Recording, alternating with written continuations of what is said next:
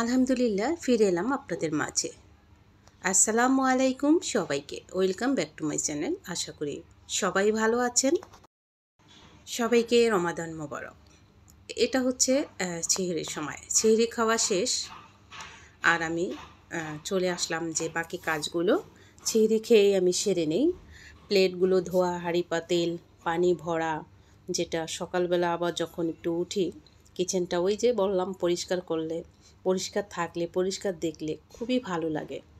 এই জন্য চলে আসলাম সেহরি খেয়ে দাঁত ব্রাশ করে রেডি হয়ে আসলাম যে সবগুলো নোংরা প্লেটগুলো সব কিছু ধুয়ে নেই। আশা করি যে যেখান থেকে আমার এই ভিডিওটি দেখছেন কষ্ট করে এই রমজান মাসে সবাই ভালো আছেন, সুস্থ আছেন। দেশ দেশের বাইরে সকল আপু ভাইয়া, আঙ্কেল আন্টিরা, ছোট্ট ছোট্ট সোনামণিরা, আশা করি সবাই ভালো আছেন, সুস্থ আছেন। আমার এই ছোট্ট পরিবারে যারা নতুন এসেছেন ওয়েলকাম আমার কুকিং ব্লগে। যারা শুরু থেকে এই পর্যন্ত আছেন অনেক অনেক ভালোবাসা রইল। ভিডিওটা স্কিপ না করে দেখবেন, আশা করি অনেক ভালো লাগবে। ভালো লাগলে দেখবেন, ভালো না লাগলেও দেখবেন। দেখতে দেখতে ভালো লাগা হয়ে যেতে পারে আমার এই ছোট্ট পরিবারে। আর ভিডিওর যেই একটি অংশ ভালো লেগে থাকলে ওখান থেকে একটি লাইক এবং সাবস্ক্রাইব করে বেল নোটিফিকেশন অন করে রাখবেন, যাতে আরও নতুন ভিডিওগুলো সবার আগে আপনাদের কাছে পৌঁছে যায়। আর এই যে খাওয়া দাওয়ার পরে যদি এগুলো নোংরা রেখেই আমি চলে যাই, পর সকালবেলা আসলে এগুলো ধুতে ইচ্ছে করে না, ক্লান্ত লাগে, ভালো লাগে না। তো যখন সকালবেলা আমি ফ্রেশ কিচেনটাকে দেখি মনটা এত ভালো লাগে সেটা বলে বোঝানো যাবে না। যাই হোক, এখন ধুয়ে জায়গায় রেখে দিয়ে কন্টিনিউ যেই কাজকর্ম লাইফস্টাইল নিয়ে আপনাদের কাছে আসি। কাজকর্মগুলো ভালো লাগলে অবশ্যই আমার এই ভিডিওগুলো আবার শেয়ার করে দেবেন আর অবশ্যই কমেন্টস করবেন। তো ধোয়া হয়ে গেল, জায়গায় রেখে দিয়ে ওই প্লেটগুলো সকালবেলা আবার রেখে দেবো জায়গায়। এখন পানি ঝরাতে দিলাম, কিচেনটাকে ডলে মুছে নিলাম। দেখতে দেখতে রমজান মাস চলে গেল। এটা অনেকেই আমরা আনন্দ করি যে রমজান মাস চলে গেছে, চলে যাচ্ছে রোজা, বাহ শেষ হয়ে যাচ্ছে। আসলে না, এই রমজান মাস রহমতের মাস। ভয় ভিত্তিতেও অনেক লোক ভালো হয়ে যায়, ভুলভাল অনেক কাজ থেকে বিরত থাকে।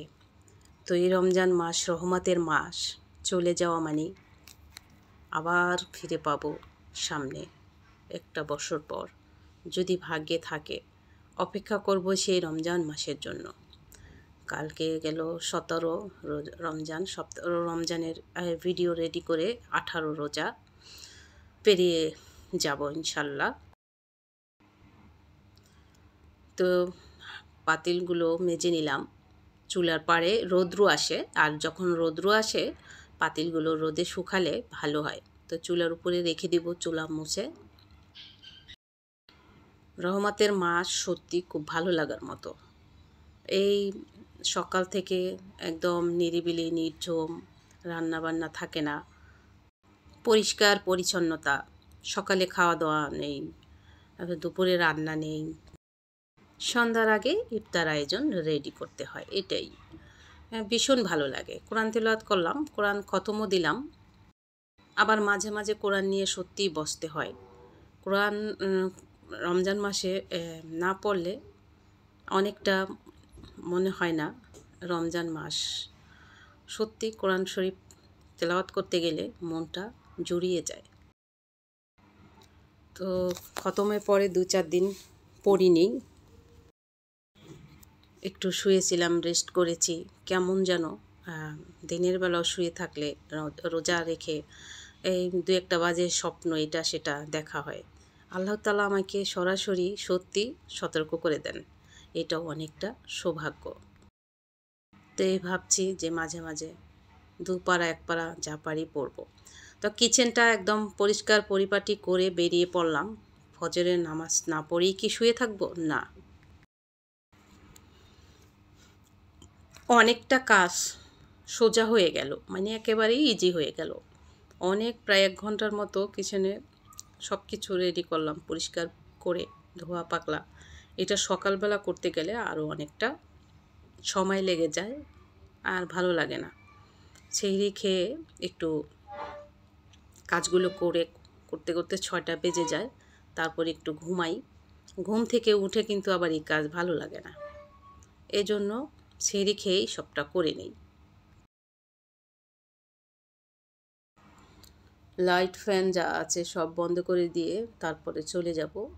এরপরে তো মোবাইলে কাজ থাকে, ফ্রি টাইমটা কখন একটু না একটু বের করে এই একটু একটু করে এডিটিং করে ভিডিওটা রেডি করি আপনাদের মাঝে দেবার জন্য। তো যাই হোক, এই তো হয়ে গেল। সকালে উঠে আবার এই টেবিল মোছা, ঝাড় দেওয়া, অনেক কিছু করতে হবে, রুম গোছানো। একটু ব্যালকনিতে আসলাম পাখপাখালির ডাক শুনতে, আর এই দেখুন ফর্সা হয়ে গেছে।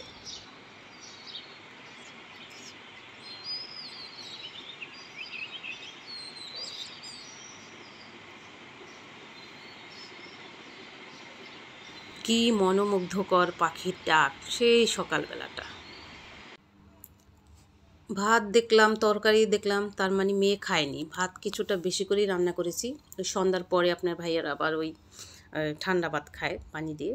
আমিও এখন 2 দিন ধরে একটু খাই, ইফতার একটু কম খেয়ে।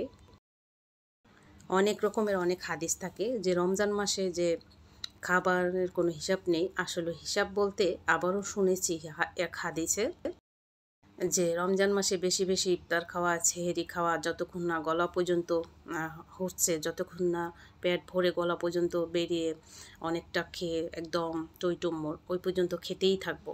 এটাও একটা কাফেরই মানে নিয়ম, কাফেরদের মতো বা রাক্ষস এইরকম খাওয়া উচিত নয়। 1 ভাগ খাবার 1 ভাগ পানি এরকম করে খেতে হয়, এটা সত্যি। আর অপচয় তো করা যাবেই না, সেটা রমজান মাস হোক বা রমজান সারা হোক। তো এই যে পানি ফুটাতে দিলাম, আর এই যে খাবার মেয়ে খায়নি। 12টা, দুপুর 12টা বাজলো তখন খাবে। তার মানে ওই মিস আসলো, দেখলেন ওই মিস পড়িয়ে যাবে মনে হয়। ঘুম থেকে উঠতে উঠতেই ও খাবার আর সুযোগ পায়নি, এই জন্য ও পড়তেছে। পড়ার শেষে কান্না করে দিয়েছে, আমার ক্ষুধা লেগেছে। বেলা দেখি যে 12টা বেজেছে। তো ভাবলাম তো রোজা থাকলেই হতো, অর্ধেক সময় না খেয়েই চলে গেল। এই শখের আমার মিষ্টি আলুটা এভাবে একটু মাটিতে একটু কুপে দিয়েছিলাম। এরপরে দেখি পাতা গজাছে। তারপরে গজানোর পরে এই যে পানিতে দিয়ে দিলাম, শেকড় গজিয়েছে। আর একটু পানি চেঞ্জ করে দিলাম, নতুন পানি। ভীষণ ভালো লাগলো।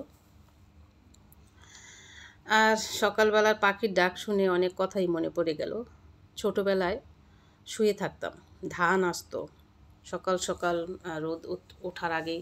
ধানের যে কুটা বলে আমাদের এলাকায়, গরুতে খায়, ধানের ওই কুটা একদম অনেক ঘাটা উঠান দিয়ে রোদ দিতাম সবাই বাড়ির, এরকমটা হতো। এরপরে সবার আগে ভোরবেলা উঠে কে কার আগে গিয়ে খেজুর পড়বে আর খেজুর টোকাবো। কোন গাছ থেকে পাকা খেজুর পাখি ফেললো আর ডাকলো, পাখি ডাকাডাকি এবং পাখি খেয়ে খেয়ে খেজুরগুলো ফেললো, কে কার আগে গিয়ে টোকাবে। এই একটা মানে পাখির ডাক শুনলেই ওই ছোটোবেলার কথাগুলো মনে পড়ে যায়। তো যাই হোক, গাছগুলো পানি দিয়ে একটু স্প্রে করে দিলাম। জানালার এই যে কিচেনে দেখছেন কিছুটা লতা পাতা, এগুলা নতুন একটা লুক দিলাম। আর এই যে একটা কেমন লাগলো দেখুন, কমেন্টস করবেন। আমার অনেক দিন ইচ্ছে ছিল কিছু লতা পাতা এনে কিচেনের জানালায় দিয়ে দেবো, তো এই যে দিয়ে দিলাম, তাই একটু শেয়ার করলাম। আর এইদিকে এখন ডাইনিংটাকে মুছে নেব। এই যে সেহরি খেয়ে যে যেই কাজগুলো করেছিলাম সেগুলো করতে গেলে সময় লাগতো, তো ওগুলো করা শেষ নেই। একদম কিচেনটা এত পরিষ্কার দেখলাম, উঠে ফ্রেশ লাগলো। এখন বাকি যে কাজগুলো আছে এগুলো এখন সেরে নেব। আর রমজান মাসে তো ওই মিষ্টি জাতীয় শরবত বা অনেক কিছু খাওয়া হয়, তাই গ্লাসটা একদম আঠালো হয়ে যায়। এই জন্য প্রতিদিনই গ্লাস ক্লিন করতে হয় সুন্দরভাবে। এমনিতেও তো করতে হয়, তবে আঠালোটা বেশি হয় ইফতারের পরে। যতক্ষণ না মুছি অতক্ষণ আর ভালো লাগে না। তবে একটা বিষয় ইদানিং অনেক দিন হয় পিঁপড়া ডিস্টার্ব করে না, আলহামদুলিল্লাহ। এই জিনিসটা অনেক ভালো লাগলো। পিঁপড়া একবারে খাবারের আশপাশ কিচেনে কিছু পড়লেই একদম মানে কি যে বলবো, বিরক্ত বোধ হয়। তো সাথে সাথে এটার একটা কারণ, রমজান মাসে বেশি পরিষ্কার হয়, মানে সিঁড়ি রান্না সাথে সাথে চুলা মুছে দিই। আবার এই ইফতার তৈরির পর সাথে সাথে মুছে দিই, সব কিছু মুছে দিই। আর চারোদিক তো পিঁপড়ার যে ওষুধ ছিটিয়ে দেই। এই তো এখন কতটা ক্লিন লাগছে, অনেকটা ফ্রেশ লাগছে, ভালো লাগছে। তো এইভাবে করে বাহাজ মতো কাজগুলো করলে এই ইফতারের সময় ওই ঝামেলা চাপ ওই একটা হয় না। দুপুরের জন্য সেহরের জন্য কি করব, সেটাও কিন্তু আমি এই জোহরের যে আজান দেয় তার আগের থেকেই ওই খালা ঘর মুছতে আসে, তার আগেই কেটে কুটে ধুয়ে রেডি করে রাখি। মাছ হোক মাংস হোক আর যাই হোক, বাস হয়ে গেল পরিষ্কার করা একেবারে। এবার এই যে ডাইনিংয়ের যে পলিটা আছে, এটা তৈরি হয় ডাইনিংয়ের জন্য আলাদা। এবার যে লাছা হয়েছিল অনেক দিন, কিন্তু এবার অতটা গজিয়ে যায়নি, খুব সুন্দরভাবে পাতা হয়েছিল। আর এখানে আবার পরে আবার এই যে নিউজ দেখে, টিভি দেখলে এখানে এবার কিছু খাওয়া দাওয়া করে, ডাইনিংটা এটাও আঠালো হয়ে থাকে। তো এটাও ভাবলাম মুছে নেই, হাত দিলে আঠালো লাগলে ভালো লাগে না। নিচেরটা ধুল পড়ে গেছে, দেখুন কি সাদা হয়ে গেছে। তো এইগুলো দুদিন পর পরই। আর ওই পাশে ভবন তৈরি হচ্ছে আর সেটার কাজ চলছে, সেখান থেকেও মানে এখন ধুল এই সেই তো আসবেই। একদম আমার ফ্ল্যাটের সাথেই একেবারে কাছে 10-15 জন লোক কন্টিনিউ কাজ করে। এত পুরুষ একদম জানালার পাশে কাজগুলো করে। আর গরম পড়ে, এই যে সব পর্দা দিয়ে রেখে একদম সব মানে রুমগুলো অন্ধকার, আর অন্ধকারে আমি থাকতেই পারি না, একদম ভালোই লাগে না। কিছু করার দেখছি না। তো যাই হোক, ডাইনিংটা এখনও মুছে, আর এদিকে অফ ক্যামেরায় আমি এই যে সোফার রুমটাও ঝেড়ে মুছে পরিষ্কার করে বাস করে নিলাম।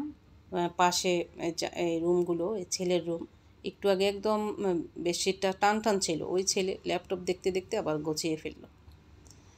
আর এদিকে আমার রুমও হয়ে গেছে, আর মেয়ের রুম তো ওই মেয়ে পরিষ্কার করছে, ওই রুমটা রেডি করছে, এর মধ্যেই মনে হয় মিস আসছে আর খায়নি, হয়তো পড়তেছে, এখনও পড়তেছে। আর এদিকে পানি ফুটাতে দিয়েছিলাম, পানিটা ফুটানো হয়ে গেছে, চুলা অফ করে দিলাম। আর এদিকে ফিল্টারের যে স্ট্যান্ড, সেটাও মানে ইয়া কালার, তো নেভি কালার, একটু ধুল পড়লে সাদা হয়ে যায়। তো চোখের সামনে একটা মুছতে গেলে ভাবলাম হয়ে গেছে, আবার দেখি ধুল আর একটা উপর পড়ে আছে, রেখে দিতে আর চাইছি না। এই যে দেখুন কি পরিমাণে, ভাবলাম মুছবো না, আবার ভাবলাম যে চোখের সামনে এত ধুল ভালো লাগে না। ফুলের টব এটাও একটু কালো হয়ে গেছে, এটাও পরিষ্কার করে নিব আর কি। এই জন্য একটু ধুলেই পরিষ্কার হয়ে যায় একেবারে। ভাবছি এখানে একটু ফুল এনে রাখবো, অনেকটা আরও 2-1টা এরকম ফুলদানি তৈরি করেছি, একটাতেও ফুল রাখা হয়নি, ওই একটা কাগজের ফুল মেয়ে রেখেছে কর্নারে। এই তো দেখছেন ছিঁড়ি খেয়ে যে ভোরবেলা ধুয়েছিলাম প্লেটগুলো, এখন জায়গায় রেখে দিব। জায়গাটা আবার খালি করতে হবে, যেহেতু কিচেনে কাজকর্ম থাকে, তো সেই অনুযায়ী আবার জায়গা রেখে দিব। প্লেটগুলো শুকিয়ে গেছে, ধোয়া প্লেটগুলো সাথে সাথে রাখলে ওই পানিটা টিপ টিপ করে পড়ে যায়, আর পানির একটা ছাপ থেকে যায়। তারপর অনেক দিন হয়েছে ট্রেটা আর এই প্লেটের স্ট্যান্ড, জায়গাটা জায়গায় রেখে দিয়ে জায়গাটা খালি করলাম, যেহেতু কিচেনে ওইখানেই আমার কাজগুলো বেশি করা হয়। দেখুন ইফতার তৈরি আর বানাইনি, মানে দেখাইনি আপনাদের। এই ইফতার প্লেট ওই সিকিউরিটি গার্ড আছে আমার, 2 সিকিউরিটি গার্ড 2 ভাই আছে নিচে, প্রতি বছরই ছিহরি এবং ইফতার দেওয়া হয়। তো তাদেরকে আমি টাকা দেওয়া হয়েছে এবার। তারপরও ভাবলাম টাকা দিছে তো কী হয়েছে, ইফতার দিয়ে আসি। রোজাদার ব্যক্তিকে ইফতার করা মানে একটা রোজা থাকার সমান সোয়াব। এই ফালুদা রেডি করলাম, ফালুদা রেসিপি তো দেওয়া আছে, আপনারা দেখতে পারেন। তো ভিডিওটা জানি না কেমন হলো, অবশ্যই কমেন্টস করবেন আর ফ্রেন্ড সার্কেলদের মাঝে শেয়ার করে দিবেন। আর এই যে আমি ইফতারের জন্য রেডি করলাম, এখনই আজান হবে। ইফতার তৈরি প্রতিদিন আর কি দেখাবো, বেগুনি, আলু চপ, পেঁয়াজু, ডিমের চপ, ওই ফ্রুটস থাকে, chicken ball, chicken roll, chicken nuggets, singara. তো যাই হোক, সবাই ভালো থাকবেন, আসসালামু আলাইকুম। আর সবাই সুস্থ থাকবেন, সুস্থভাবে রোজা থাকবেন। আল্লাহ হাফেজ।